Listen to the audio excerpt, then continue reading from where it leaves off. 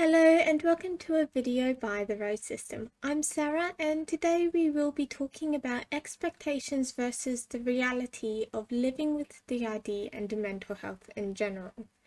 This is very much based upon our own experiences and every system will have a different experience with this.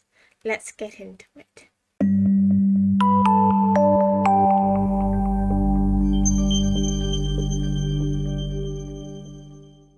Our ideal week is one where all of our weekly tasks and goals are completed.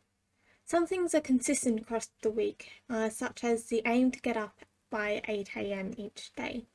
Our bedtime routine starts at 10 p.m. where we shower, take our meds, brush our teeth, journal and Bible reading and stretches before getting into bed.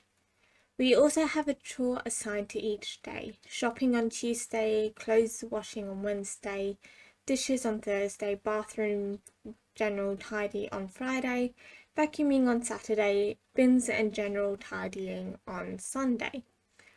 On the weekdays, I would love to have about 4 hours of study done, 2 hours for each subject I'm currently studying.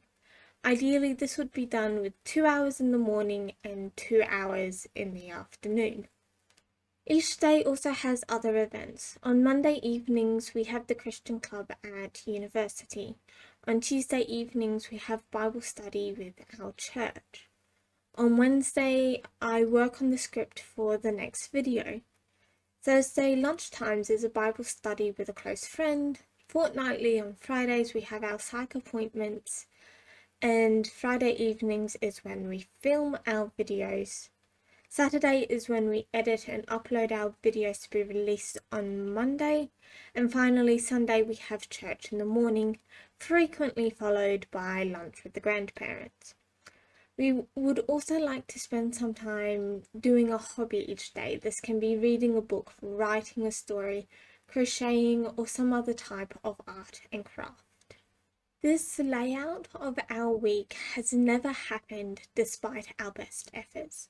We rarely get up at 8 despite our alarms. We are usually up between 11 and 1.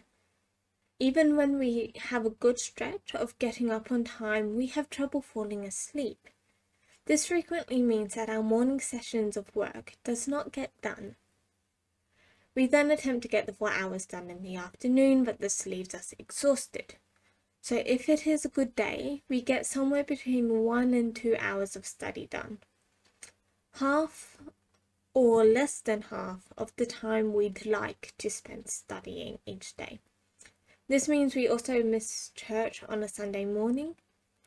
We also miss church regularly because we can't always drive. It is compounded by the fact that we're frequently triggered at church, which makes seeing the grandparents and driving home after harder. We usually make our Monday evening event because we don't drive. Our housemate is the one who drives. We are frequently triggered at this event as well. We spend large amounts of time frozen and dissociated. The group knows we have PTSD, so they are used to seeing us dissociated and generally leave us be. We also struggle to go to our Bible study on Tuesdays, and our attendance since COVID has been very patchy. We like to write for videos on Wednesday, but this doesn't always happen either.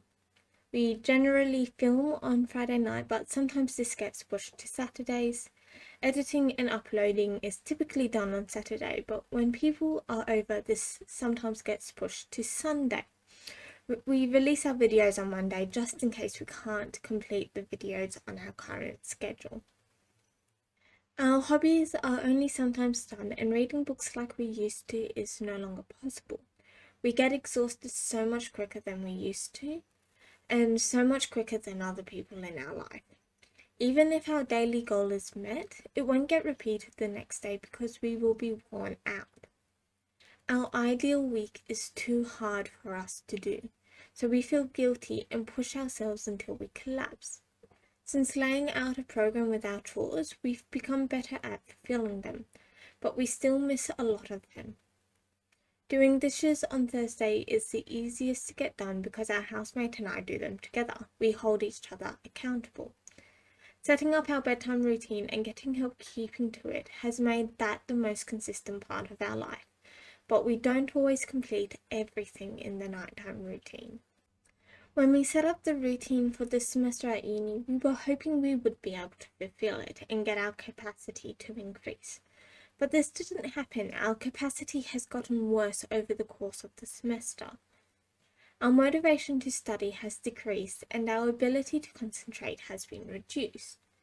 It is so very common for people with DID or OSDD or mental health in general to struggle with capacity and motivation. We know we aren't alone in this. Let's take this past week as an example. On Sunday, I did not go to church because 1, I slept late, but this was deliberate because 2, I was aware that I would be triggered by the sermon.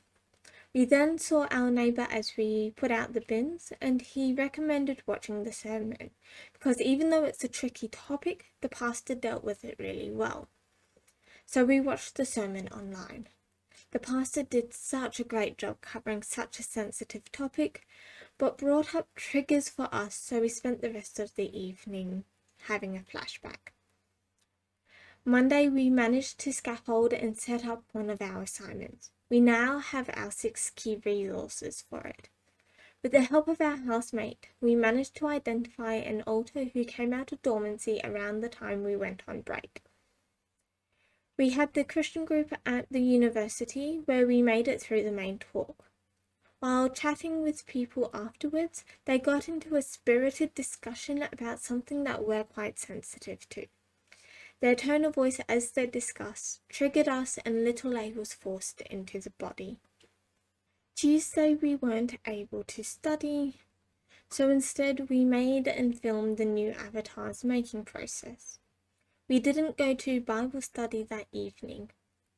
Wednesday we caught up with some cousins. It was great to be able to see them, but it took a lot out of us. That evening we had a really tricky conversation with a friend. Thursday we spent most of the day trying to write the script. On Friday we had a psych appointment in the morning, but our depression hit hard and we were in bed asleep for most of the day. I managed to get more of the script done in the evening. Today is Saturday, and after getting up around 12, I actually managed to eat a full breakfast. We are now filming and hopefully we will be able to catch up on chores as well as get some university study done. So why make this video? Well, this side of mental health isn't spoken about enough. The guilt and shame that gets placed on people with mental health for not doing better, for not being productive, is real. We are frequently lectured on how we can be doing better, on how we are not trying hard enough to get to all our events and stay on top of study. How we have given up on healing and being the bright, happy girl we apparently once were. But the thing is, our mental capacity is being used to keep our system in order. Over this past semester, we have had altars come out of dormancy. We have had new trauma memories come to light. MIST is working hard to keep our system functioning with this overwhelming amount of new information, and so our capacity for uni is decreased. It is okay to struggle with keeping up with tasks and study. It is okay to struggle with maintaining friendships and relationships. This is natural, especially when mental health is in the picture. But unfortunately, to survive, we need to work, study, or any of the other things that are required in this life. Having a structure can help a lot with completing these tasks. When we set up our bedtime routine, it took a good few months before it became a habit. Some of the tasks in our routine still don't get done.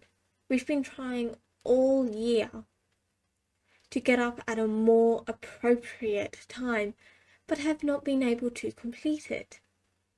There is so much more than just setting up a new routine. You need accountability for these new routines to stick.